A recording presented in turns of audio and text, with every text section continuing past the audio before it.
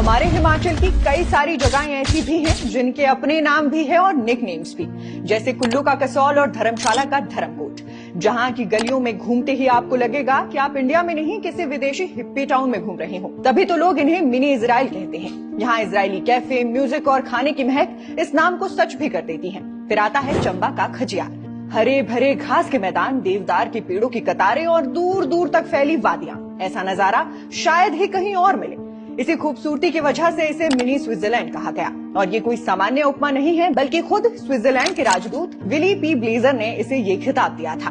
मंडी शहर को देखें तो इसकी संस्कृति, मंदिरों की भरमार और शिव भक्ति की गहराई आपको बनारस की याद दिला देती है। तभी तो मंडी को छोटी काशी और कुछ लोग तो मिनी बनारस भी कहते हैं। वहीं कुल्लू का निर्माण, जो अपने प्राचीन मंदिरों और धार्मिक परंपराओं के लिए जाना जाता है, उसे कहा जाता है हिमालय की काशी।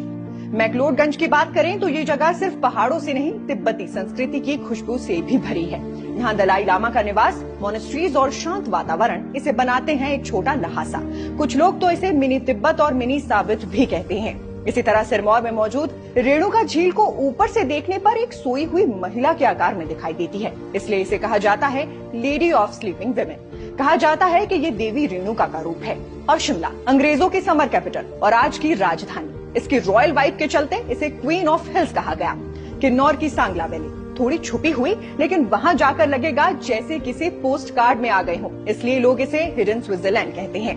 ताबो की गुफाएं और मोनेस्ट्री 1000 साल पुरानी कहानी सुनाती हैं, इसलिए इसे हिमालय की अजंता कहा जाता है। और नाको, ऊंचाई, सन्नाटा और बौद्ध परंपरा से भरी ये जगह कई बार लेह की याद दिलाती है, इसलिए कुछ लोग इसे हिमालय का छोटा लेह भी कह देते हैं। तो अगली बार जब आप हिमाचल की वादियों में घूमें तो सिर्फ नाम ना पूछिए, जानिए कि लोग किस प्यार से अपनी इन जगहों को पुकारते हैं।